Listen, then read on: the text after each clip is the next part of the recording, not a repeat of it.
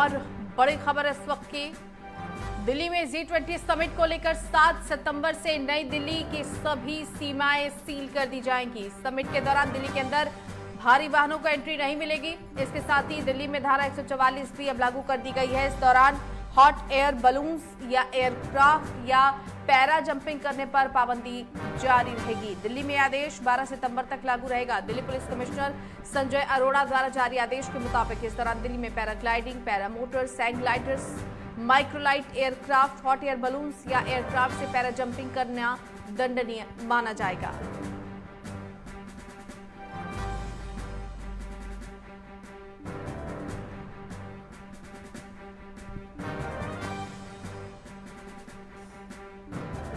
तो 12 सितंबर तक ये सभी पाबंदियां जारी रहेंगी। दिल्ली में G20 सम्मेलन की तैयारियों के मद्देनजर सभी सीमाएं आपको बता दें कि सील कर दी जाएंगी। पैराग्लाइडिंग, पैरामोटर्स पर पाबंदी लगा दी गई है। दिल्ली में ड्रोन उड़ाने पर भी पाबंदी है और इसका उल्लंघन करने वालों के खिलाफ कानूनी कार्रवाई की जाएगी।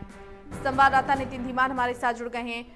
नितिन, दिल्ली में G20 सम्मेलन की तैयारियां पूरे जोर शोर से जारी हैं और इन सब के बीच कड़े प्रतिबंधों का सामना भी दिल्ली वासियों को करना पड़ेगा।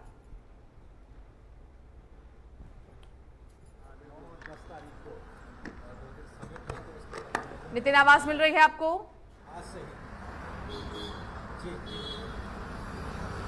नितिन, आप तक मेरी आवाज पहुंच रही है? जी बिल्कुल, आवाज पहुंच रही है। नितिन, दिल्ली में G20 सम्मेलन की तैयारी और कड़े प्रतिबंधों का सामना भी दिल्ली वासियों को करना पड़ेगा आने वाले दिनों में। पहली बार G20 की मेजबानी तो कई देश विरोधी ताकतें और कई जो देश जो भारत की जो इस वक्त ऊंचाइयां हैं उससे घृणा रखते हैं, तो वो अशांति फैला सकते हैं, ऐसी आशंका जताई जा रही है। इसीलिए आज से ही दिल्ली में धारा 144 लग गई है और 12 तारीख तक यानी पूरे 15 दिन के लिए कोई पैराग्लाइडर या UAD या क्वाड्र ड्रॉप इस तरह की चीजें और ड्रोन यहाँ पर नहीं उड़ाए जा सकते, क्योंकि ये आशंका जताई जाती है कि हवाई मार्ग के जरिए किसी तरीके का हमला उनकी तरफ से किया जा सकता है। वहीं अब से करीब 3-4 दिन बाद जो प्रतिबंध हैं वो लगातार बढ़ने शुरू हो जाएंगे। 7-8 की दरमियानी रात से दिल्ली में भारी वाहनों की एंट्री बंद हो जाएगी। 8 तारीख से जो टैक्सीज हैं या प्राइवेट व्हीकल्स हैं जिन्होंने कहीं दूसरी तरफ जाना है दिल्ली से होकर के, उनकी एंट्री बंद हो जाएगी।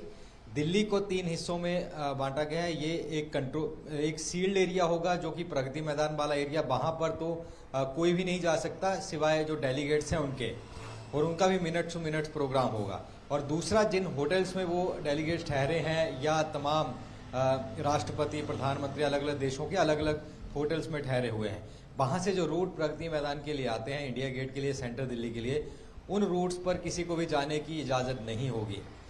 तीसरा, इसके आगे जो रिंग रोड है, कश्मीरी गेट एरिया है, इसके आसपास का एरिया, एक कंट्रोल जोन रहेगा, यहाँ पर भी रिस्ट्रिक्शंस होंगी। और इसके साथ अभी फिलहाल कहा जा रहा था कि एक मेट्रो बंद किया जाएगा, लेकिन जानकारियां इस तरीके की आ रही हैं कि और भी कई मेट्रो स्टेशन बंद किए जा सकते हैं इस एरिया के आसपास की।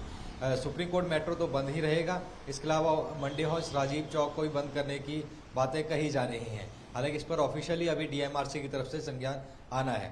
तो ये पुलिस ने और प्रशासन ने सबको हिदायत दी है कि 7, 8, 9, 10 और 11 ये 4-5 दिन दिल्ली में आने से लोग बचें, और खास करके सेंट्रल दिल्ली में आने से बचें, क्योंकि यहाँ पर DTC की बसों से लेकर टैक्सी सर्विस, प्राइवेट टैक्सी, तमाम चीजें बंद रहेंगी।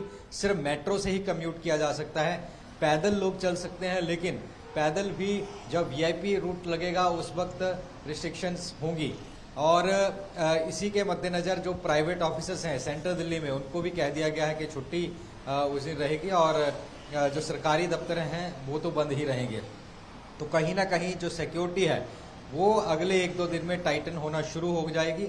अभी से हम देख रहे हैं कि जो उसके आसपास का एरिया है वहां पर पुलिस फोर्स तैनात है, जहां पर भारत मंडपम है, और आज से धारा 144, जिसका मतलब है कोई धरना प्रदर्शन या कोई मुजाहरा या इस तरह की चीज़ें नहीं की जा सकती, रोष प्रदर्शन नहीं किया जा सकता और झुंड में लोग इकट्ठे नहीं हो सकते।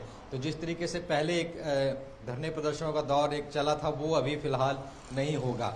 और दूसरा, जो बड़ी बड़ी इमारतें हैं जहां से होटल्स के पास के, वहां पर स्नाइपर्स तैनात किए जाएंगे, फोर्स वहां पर लगाई जाएगी।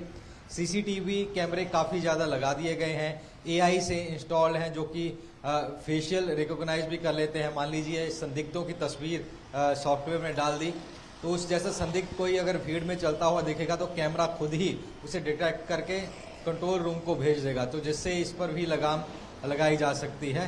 तो तमाम रिस्ट्रिक्शन जो है वो लगना धीरे धीरे शुरू हो रही हैं और आज से जो उड़ाने हैं, या जो ड्रोन हो गए या पैराग्लाइडर हो गए, अन्य चीज़ें, उन पर प्रतिबंध है और साथ में धारा 144 भी लग चुकी है। जी चलिए नितिन, शुक्रिया इस तमाम जानकारी के लिए आपका। दिल्ली से संवाददाता नितिन दीवान हमारे साथ जुड़े हुए थे। दिल्ली में G20 सम्मेलन की तैयारी, धारा 144 लागू और कई तरह के प्रतिबंध फिलहाल दिल्ली वासियों को झेलने पड़ेंगे। भारी वाहनों की एंट्री पर बैन रहेगा। दरअसल आपको बता दें कि 8, 9 और 10 इन 3 दिनों तक दिल्ली बंद रहेगी।